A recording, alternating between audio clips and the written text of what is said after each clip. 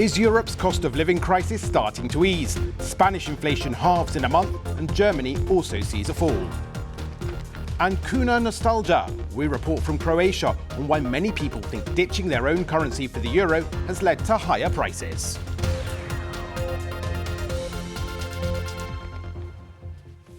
Hello and welcome to World Business Report, whether you're joining us from the UK or around the world. I'm Jonathan Josephs. Let's start in Europe, where, like the majority of the world, millions of people are struggling with rising prices and the cost of living crisis that has been triggered by that. But there are now signs that things are starting to improve. In the last few hours, we've had the latest monthly inflation figures out of Spain, and they show that the pace of price rises, fell to an annualized pace of 3.1% in March, when using the measure that allows comparison with other countries in the Eurozone. Now, that's a big drop from February's 6% and was mainly due to lower energy costs, with food prices also falling. And in Germany, Europe's biggest economy, there was also a big drop in inflation. By the same measure, you can see here, it was 7.8% as businesses and households benefited from lower natural gas prices.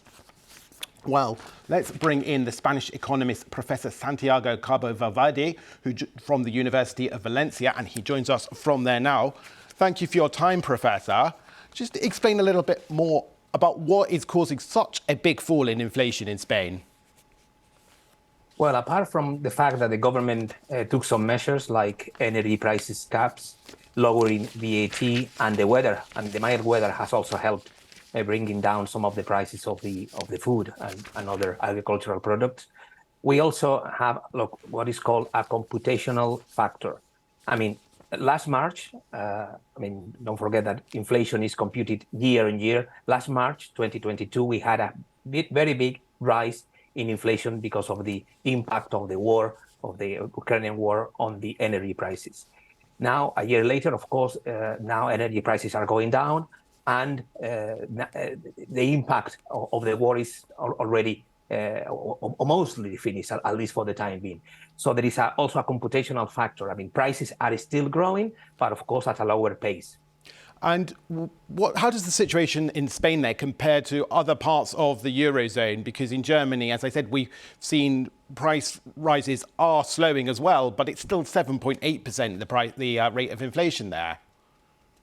Spain benefited from the fact that Spain government was allowed to set energy prices caps, and that's been very important.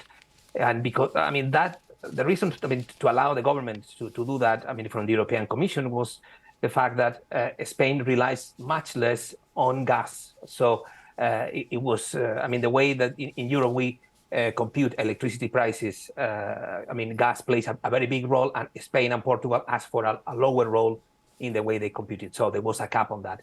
Germany relies heavily, not only on households, also companies rely heavily on gas. That's why even if their inflation is going down, it still will take more time because they depend on gas, which is still basically more expensive than a year ago. Professor Santiago Cabo Valverde from the University of Valencia, thank you very much. Short and sweet, but we appreciate your time today. Thank you very much. And Eurozone-wide inflation figures will be coming out on Friday, so it will be interesting to see what happens there. But let's stay with the cost of living crisis in Europe, because Croatia has an added complication.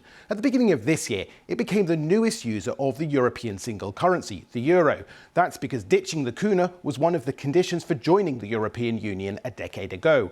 And whilst euro membership does provide advantages for the country's exports and big businesses, many ordinary Croatians are questioning it, seeing it as an excuse for pushing up prices in the shops. Guy Deloni sent us this report from Zagreb.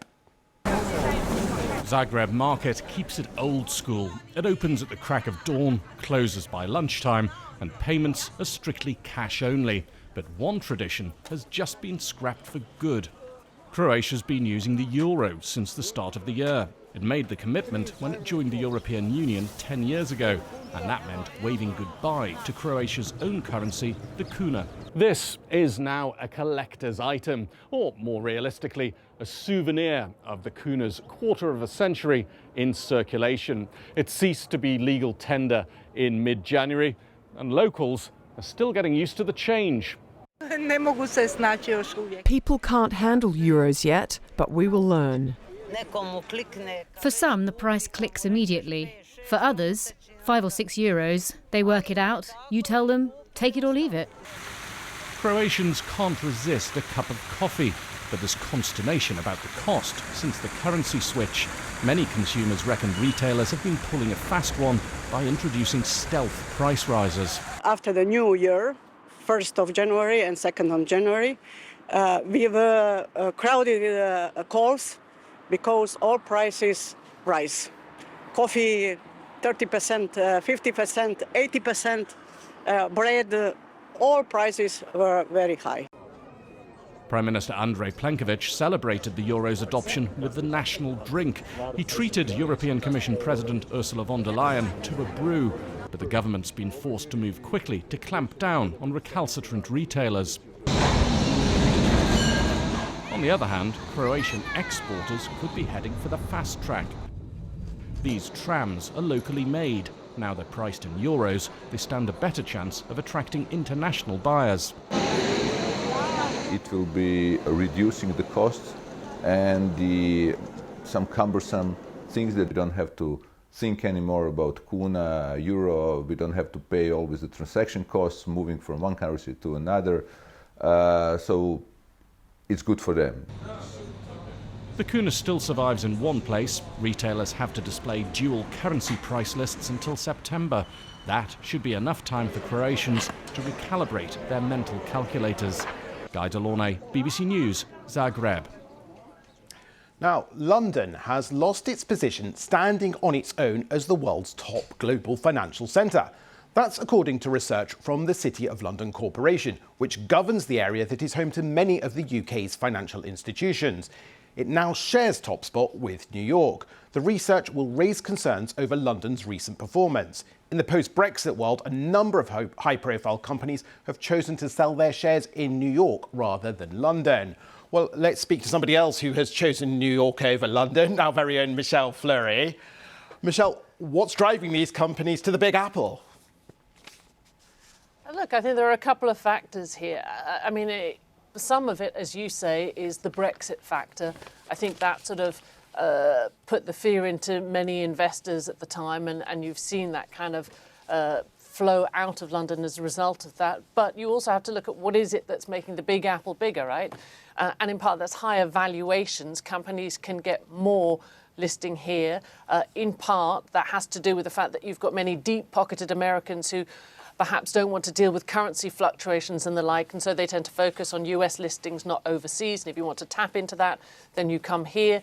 The other thing is the economy right now in America is stronger than in other parts of the world. Certainly if you compare the UK and the US in terms of where we are on the inflation curve and everything else. And I think that kind of factors into people's decisions. I mean, just look at that Dublin buildings company, CRH, in a blow to sort of Rishi Sunak, the British PM's ambitions to try and kind of build London as a financial centre. The company said it was moving its listing to America. And the reason it gave was that it has a lot of business in the United States. So there's that playing into it as well. The final thing is the rise in sustainable finance, that you're seeing more of that issuance in places like the New York Stock Exchange and the NASDAQ. And so all of that is helping the US. But I think we can't ignore also another factor in the UK, and that is that UK pension funds became less risk averse. They moved away from stocks, and that meant that was a bit less liquidity in the market. Michelle Fleury, sounds like lots of reasons to choose New York there. Interesting to see how that plays out. Thanks very much. Let's have a quick look at some other stories this hour. A new plan to cut greenhouse gas emissions and lower energy costs by investing in renewable energy and nuclear has been unveiled by the UK government. Ministers say they want the UK to have the cheapest electricity in Europe by 2035, but admit that the strategy is unlikely to bring down bills next year. And don't forget, you can get plenty more business news on the website and on the smartphone app. But that's all from World Business Report right now. You can get in touch with me and some of the team on social media. I'm at Jonathan Josephs.